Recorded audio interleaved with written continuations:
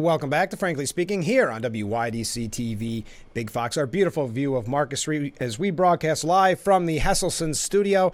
And for the Steuben Senior Services Fund section of our program, we are being joined this morning live from Washington with Congressman Nick Langworthy. Good morning, Congressman. Good morning, Frank. Thanks for having me back on the show. Of course. How are things in Washington? Just like we planned it, right? Right, exactly. It's a very divided time in our government, and there's it's an election year, and the election year is swallowing up the agenda here at our nation's capital, and but divided government has stopped a runaway train that was the Biden spending agenda, and I think that's the most important thing that we could accomplish with this Congress.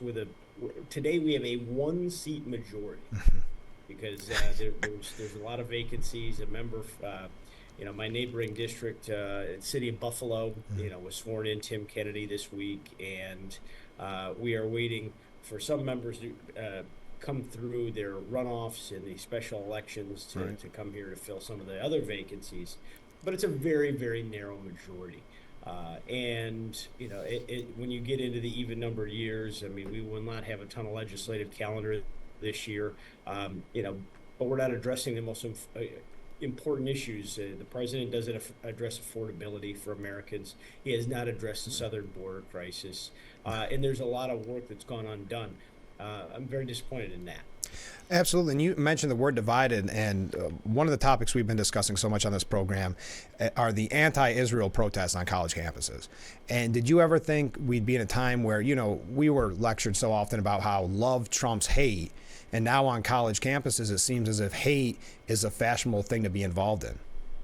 Hate is all of a sudden contagious. Yeah. It's the summer of hate on our college campuses. Is these young people that I think many of them don't even know what they're protesting. No. I just returned from Israel a week after Easter, and I went first 5 years ago, and this was a far different trip. The pain that is there from the scars of October 7th, they'll never be healed. And to travel into those neighborhoods where mass murder was committed, torture, rape, kidnapping. The one particular town I went to, kibbutz near Oz, about a mile from the Gaza fence we were, and it had about 400 residents. 77 were taken into captivity into Gaza, and 50 were murdered on the spot. And when you walk through those neighborhoods, and then you watch a bunch of overprivileged college kids in America, talking about ending genocide. The genocide was committed on October 7th. Right. There was a ceasefire on October 6th. Right. This is war. War is real. And bad things happen in war. But no war existed on October 6th. Right. But we saw barbarism that the world has never seen on October 7th. And I have seen sights and sounds that I will never forget in my life. And I've sat with hostage families. Americans are still being held by Hamas. 5 Americans. You hear the president talking about that? No. Do you hear these protesters talking about those hostages? Hell no. They don't care. This is fashionable. There's AstroTurf involved in that. And what do I mean by that? It means that people are paying to organize these protests, and this dark liberal money that's out there that's very reminiscent of what we saw in the summer of 2020 with the BLM riots.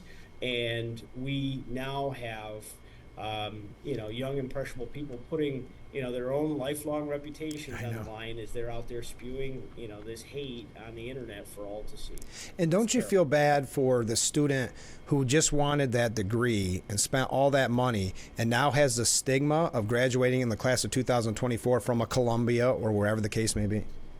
Well, that is terrible because this is a small sliver of the total student population. I mean, I do think our youth is been convinced that this is not a battle of good versus evil, which I mean is ludicrous. Right.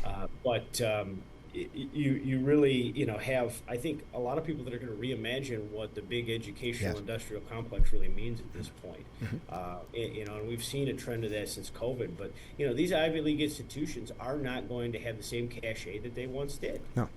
This is scarring, and especially when you look at the affordability of a degree from these institutions. Well, is the job on the back end anymore? Is it a guarantee just because you went to Columbia that you're Right. a guaranteed stamp seal of approval, gold star hire? I don't think so. I think this is really going to be damaging to the reputations of these organizations, and I think you're going to see a lot of students going forward looking for more affordable, more practical solutions for their education. Where you're supposed to go to college, and sure, your mind gets open to new ideas. You get exposed to, probably more diversity. Sure. You learn, but you shouldn't be indoctrinated. Right. And I think that's happened far too much. When you see the faculty joining Exactly. these protests, these institutions need to be held to account. And I call it the big educational industrial complex. And we have fine institutions in our district, and I've talked to most, if not all, of the presidents around this. But this activism, this pollution of minds, this anti-American rhetoric. I mean, I'm currently crafting legislation. I want to go after, if we have any foreign national in this country on a student visa that gets caught with this anti-Semitic, protesting, unrest and behavior, I think they need to have that revoked immediately and get out of here. Couldn't agree more. And I think, to your point, it has opened the eyes to, and especially in an election year like this, to use Trump's phrase, the forgotten men and women who work hard all day and they turn on the TV and see faculty, professors, and students protesting this hate. I think it's opened the eyes of what's really happening on college campuses. I think this has been, the media hasn't covered this for far too long. Right. The indoctrination that's gone on our campuses. You've got the president who is every day, it seems like, trying to find a way to cancel some student debt. And meanwhile, the hardworking men and women that, do things the right way, they didn't take the extra vacations, they didn't buy the big truck, they skipped, they scrimped, they saved, their kids worked their way through school, and they walked away with no debt. They get nothing. And then, again, people that went and signed their life away, then want to cry, poverty and have the government, through a redistribution of wealth, in essence, on borrowed money. The government borrows more money to clean your debts wiped clean. Well, if I bought a house that I can't afford, the bank takes that back. Exactly. We have to teach the youth in America, your actions have consequences. Yes. That signature was a decision. Your protest was a decision. I mean, when I watch that footage of Columbia where you've got a young person getting arrested saying, I have finals tomorrow. Not tomorrow, No. And they have to understand that their actions have consequences, and they don't live in a vacuum.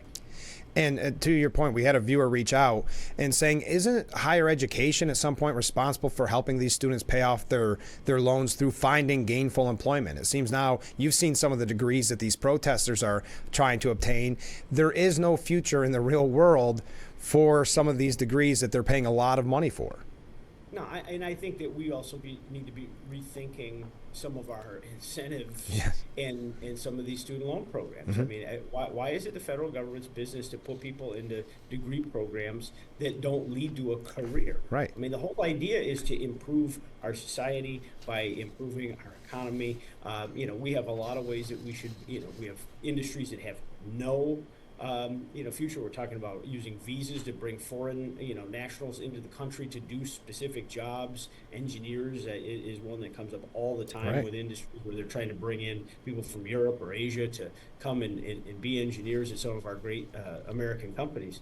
I mean, we should be putting serious incentives on the table for young people to go into the degree programs where we actually have a drastic need. And instead, we've got, I'm sorry, your degree in British literature didn't, lead to, six-figure gainful employment, and you're looking at a job at the coffee shop. I mean, this is your actions have consequences, and I think that for far too long, we have, coddled the youth in America to the point, we have the participation trophy generation, and it's time that they have to stand up and be adults. Yes. And that's exactly what it seems. I think the one protester that got arrested, her degree was going to be in Marxist poetry of like the 1900s. You're only going to be a protester your whole life if that's right. Professor of protesters. Those are your two job options. And that's not a good use of anyone's talent. I mean, for an actual academic adult to lead a young person towards a degree in that program, I mean, that's malpractice. It really is. And that ties in, kind of piggybacking off of it. Did you see the president's speech on anti-Semitism? So many in the media are praising it, saying it was wonderful. Then we learn moments later, essentially, that the Biden administration officials are holding up shipments of precision bombs to Israel. Well, I didn't watch I don't watch many of the presidents, to be honest. I'll get the readout after the fact. Fair enough. And see the highlights. I mean, usually the gaff reel is pretty interesting. But in all seriousness, right. The reports that he is slowing down, delaying, or stopping any of the armaments that we just passed 2 weeks ago, the $26 billion in aid for Israel. Israel needs that aid. They need the replenishment of the Iron Dome. We saw Iran attack, albeit it wasn't overly effective, but it just shows you the strength of Iran, the weapon systems that we have helped them develop. The fact that the president's trying to have it both ways on the Israeli situation, I think shows you the box that he's in politically.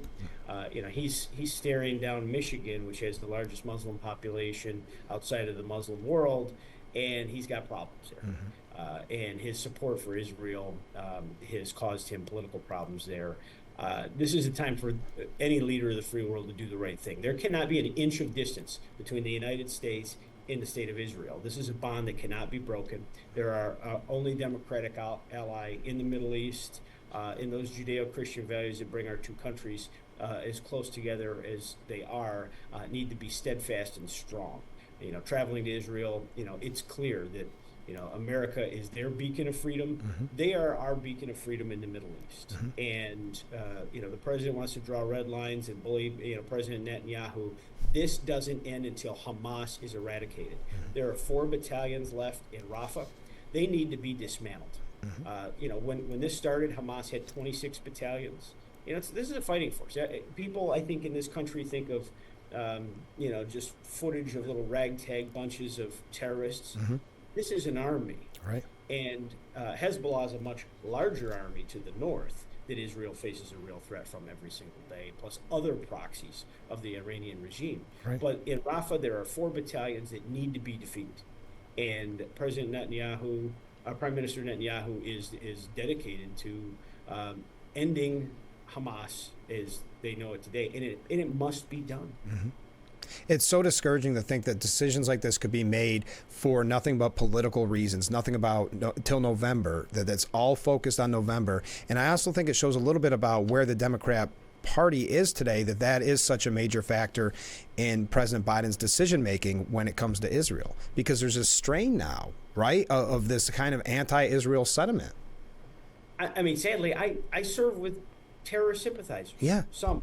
I'm not painting a broad Of brush. course. There are specific members, and I won't name names, but you can use your imagination. They are terrorist sympathizers. Yeah. Crying when we, censor someone for anti-Semitic rhetoric. The chanting of "from the river to the sea." I know. That is a rallying cry to murder Jews. Right. I mean, we're a lot closer to 1939 right now in America and in the world, for that matter, than we have been, since it actually happened. I mean, we have an axis of evil that is coming together between Russia, China, and Iran. We have unrest in the Middle East. We have war in Europe. And we have Taiwan that could be acted on at any moment. This is a time for American strength. And that's why, we need a commander-in-chief that people have to question. What's the next move? We don't want someone that's going to lean back on their heels and waffle and pull back from our allies. We never got into any wars in the previous administration.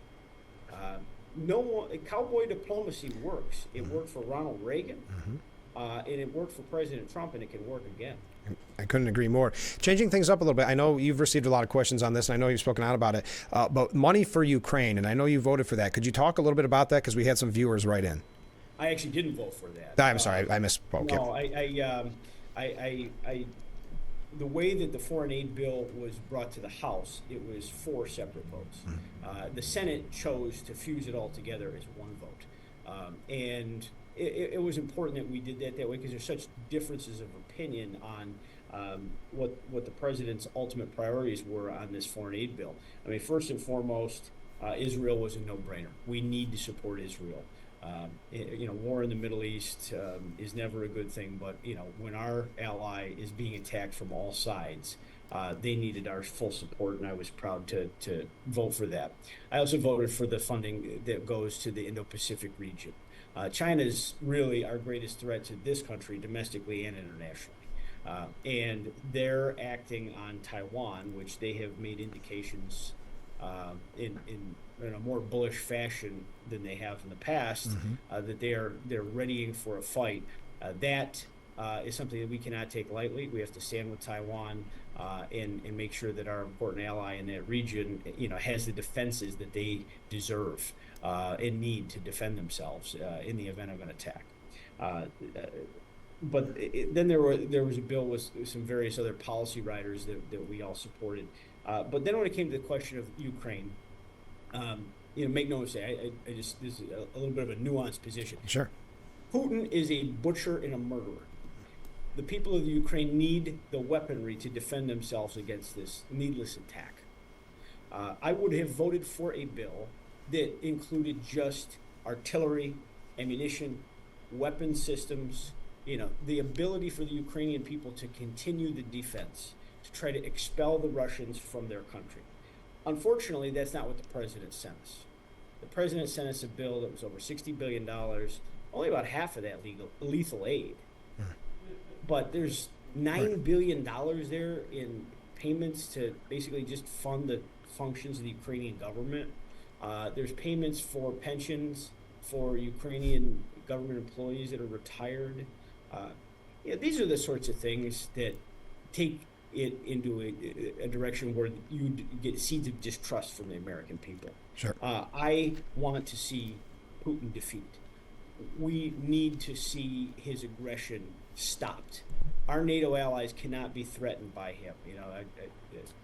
This district has a lot of Swedish Americans. Sweden just joined NATO because of the threat of Russia. They had been a neutral country for 200 years. I mean, that's an unprecedented threat, but they wanted to be ready. They wanted to be part of our NATO alliance, and they're a great partner and ally. But to have, Putin cannot be allowed to mull right into that country. The bill passed. All of the goodies plus the munitions are going to Ukraine. Right. And I think what is important, while I did not support the final package, that we did get weapons to the Ukraine so they can, keep up the fight. And this gets to the beginning of next year, where all the military experts that I've heard from, predict a stalemate, as long as Ukraine has the artillery they need to keep fighting. But I hope that we have a new commander-in-chief in January, and this can be drawn down. And this isn't going to end with Ukraine conquering Russia, or probably Russia conquering Ukraine in totality. Right. But there'll be some land argument, but just hellish loss that's taken place in that country.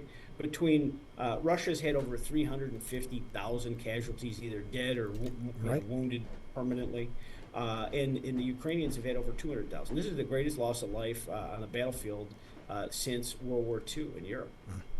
Wow. It's staggering, really, when you look at the loss. So I'm hoping a new president can come in there and with a fresh perspective and find a way to draw this war down. And I know you've got to go, so I'm going to hit you with a couple quick ones, if you don't mind. You mentioned new leadership.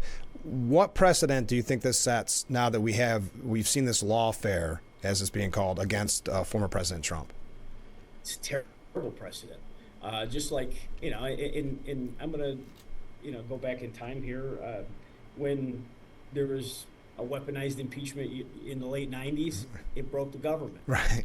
And now, what is the first thing out of anyone's mouth? As soon as we took over, everyone said impeachment, impeachment, impeachment. Right. If there are high crimes and misdemeanors, we should impeach. But then Nancy Pelosi and the leadership in the Congress, when they ran it, when President Trump was in office, they weaponized impeachment like never before. Yeah. But once the Pandora's box is open, it's a tool for either side to use. Impeachment should be reserved for very high crimes and misdemeanors. We're doing an inquiry right now. I'm not sure where it ends, but you're looking for actual crimes and facts, and that's why some people are very frustrated. Well, you should have them on trial already. It doesn't work. Right. No. We're being honest with the Constitution, and that Nancy Pelosi was dishonest with the Constitution. I think that you look towards the weaponization of your political opponents using the justice system. This is something that can be done. This is like a banana republic tactic where you arrest your opponent. This is something that Vladimir Putin would have done to one of his adversaries or in some Caribbean country where you're toppling the government and there's a coup d'etat. But to arrest and charge your chief political adversary, the Republican Party's nominee for president of the United States, and the concept that he could be held in contempt by a judge and might have to spend a night in jail while he's on trial because of just a gag order. I mean, this just shows you the lengths that they will go to stop President Trump, and it's just it's unprecedented and it's disgusting, and every American should reject it. Isn't that kind of ironic how we mentioned the withholding of the precision bombs from Israel? But if you recall back in 2019, Democrats impeached then President Trump for allegedly withholding security funds from Ukraine for political reasons. Right, for not writing a check. Yeah. I mean, think about it. I mean, where there's guns on a boat in the sea waiting to go to the war zone, and he's angry at one of their military tactics, which he has no say over. Right. And he's now stopped the boat. Yeah, it's amazing. We're going to get in it. We're going to get to the bottom of this, and there's going to be a loud voice here. Yes. Before we go, thank you for all that you're doing on immigration. I know you've got to go, but the Equal Representation Act and this illegal immigration is the number one topic on people's mind. So we appreciate the work that you're doing behind the scenes, and we've heard a lot about it. And thank you. Well, you're very welcome. I mean, our southern border crisis it's an invasion of America. President Biden has not been defending our southern border. I mean, if you don't have a border, you don't have a country. I mean, we have upwards of 10 million people that have come into this country because of the 90 executive actions that President Biden has taken to unwind the Trump-era immigration policies. This is a crisis of his making. There was a Senate bill that some on the left like to cite of saying, "Oh, this would have made great progress." No, it would have legalized and codified illegal immigration up to a certain level. I mean, they said, "Well, up to 5,000 a day before the triggers come in." Well, by the end of the week, 5,000 a day, we've got more than the population of Elmira has come into this country. That's an invasion. I mean, we have a greater number of illegals that have come in here during the Biden administration than you have the population of many, many states. And now what we're working on the floor is a bill to stop the counting of people here illegally for our U.S. Census in our representation purposes. There's some thought that California and New York are welcoming so many migrants with open arms because they want to increase their voice in the federal government. They want to have more members of Congress from those areas that are sanctuaries so they can have more leftist representation in our state and federal government. And that's wrong. We're trying to stop that dead in its tracks. I mean, the concept of American citizenship has to be sacrosanct, and you have to treasure that. And we are a country of immigrants. We all came from somewhere. They came here the right way. They came here the lawful way. And every time we normalize the behavior of people that have just wandered in here, and the president's scattered them all over the country, we're smacking in the face every immigrant that came here and stood in line and did things the right way. Right. It's wrong. I do. Yes. Well, Congressman Nick Langworthy has been a guest this morning. Nick, thanks so much for being on the show, giving us so much time this morning, and I hope we'll do it again soon. How's the campaign going? Good? My pleasure. Things are going just fine. It's just so great when we get time in the district. I mean, we're in Washington far more than I think people understand, and I more appreciate the time I get to spend meeting with you all in New York's 23rd district. I mean, all the way across the southern tier and then Erie County, and it's expanding after this election into Tioga and Niagara counties, and we're going to welcome those constituents in as well. But if our office can do anything to help anyone watch it today, no problem is too big or no problem is too small. We have an office right in downtown Corning, just down the street from where Frank's broadcasting from right now. That's right. And we'd be happy to take on your issues. Great. Well, Nick, thanks so much. We'll talk again soon, okay? Thanks so much, Frank. All right. We'll be right back with Frankly Speaking. Stay with us.